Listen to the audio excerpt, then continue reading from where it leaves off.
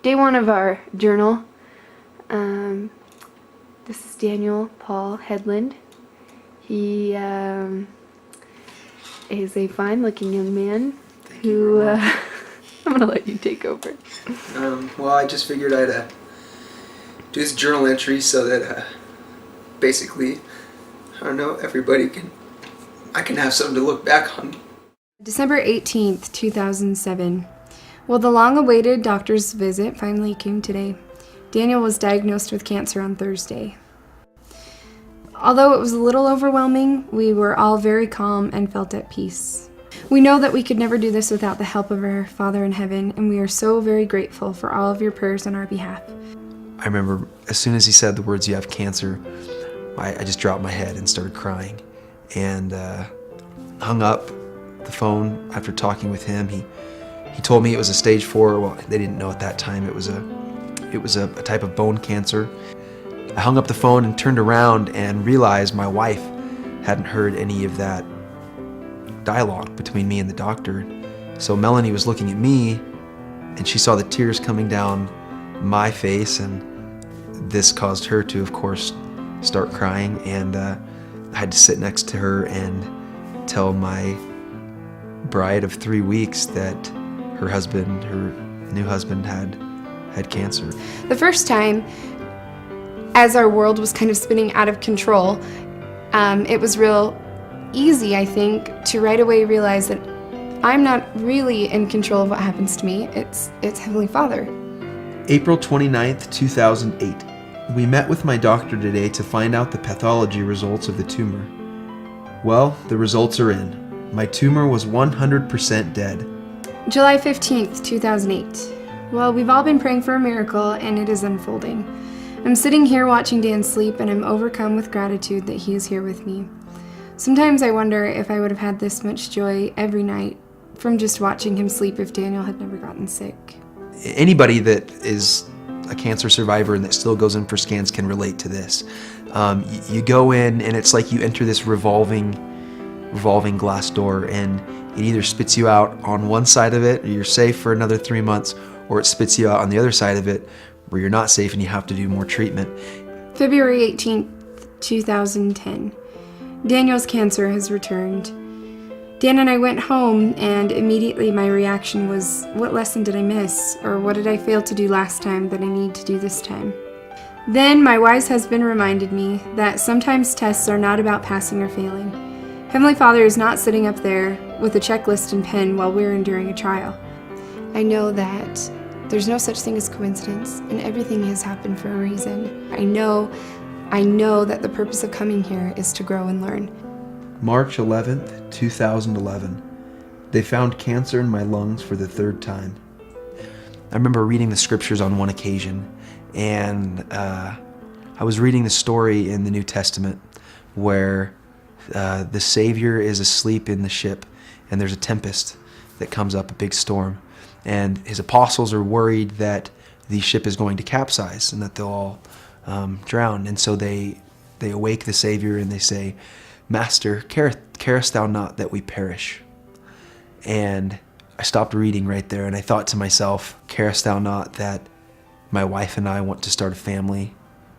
Carest thou not that I'm tired of doing this? Carest thou not that we want to continue our lives? And that was exactly the way I felt. Carest thou not that we perish? And then I continued reading, and the Savior's response to his disciples was, "O ye of little faith." And he stretched forth his hand, and he calmed the tempest. And I had to ask myself in that moment, do I believe this actually happened? Do I believe that Christ calmed the waters that day? And I do. And because I believe that, I know that he can calm the tempest going on inside my body. You know, I have the faith that Dan will be fine and that will be great. But do I have the faith that if it's not, that I'm still going to be okay? And that's a really hard thing, but I'm trying, because I know as I try to come to get closer to that goal of that kind of faith, to be okay with whatever happens, I know it brings comfort. I know that Christ lives. I know that He is my Savior. I know that our Heavenly Father is a loving Heavenly Father, and that the things and the experiences that He gives us in this life will pay dividends in the life to come.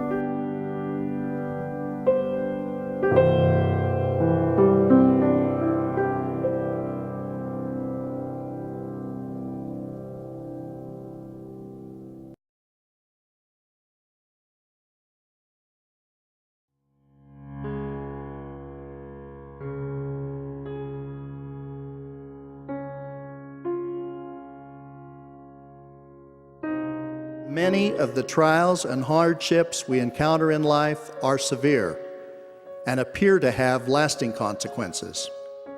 Each of us will experience some of these during the vicissitudes of life. This life is not always easy, nor was it meant to be. It is a time of testing and proving. The challenges we face today are in their own way comparable to challenges of the past. The recent economic crisis has caused significant concern throughout the world. Employment and financial problems are not unusual.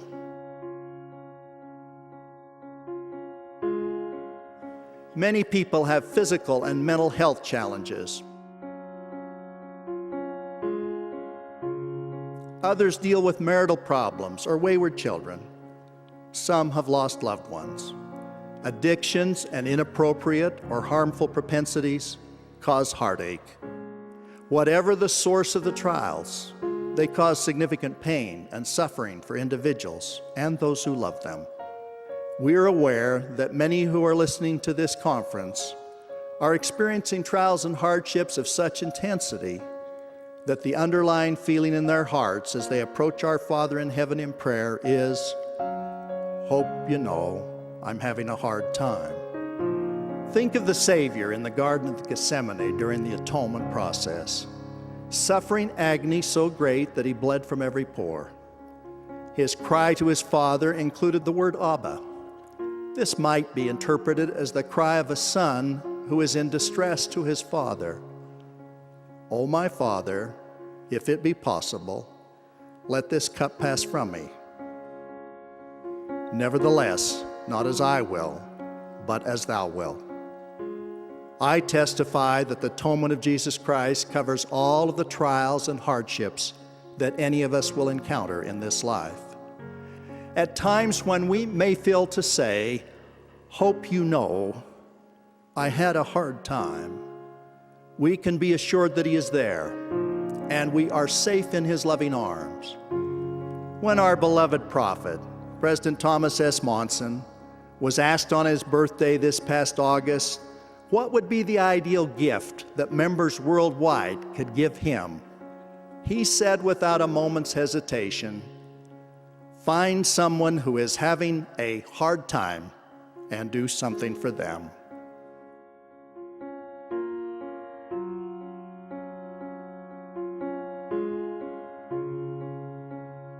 I, with you, am eternally grateful to Jesus Christ, the rescuer of mankind.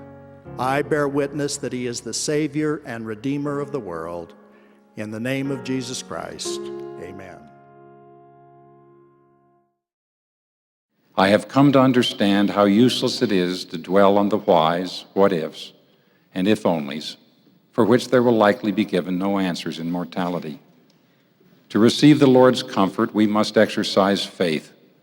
The questions, why me, why our family, why now, are usually unanswerable questions.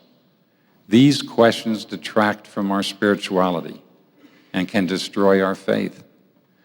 We need to spend our time and energy building our faith by turning to the Lord and asking for strength to overcome the pains and trials of this world and to endure to the end for greater understanding.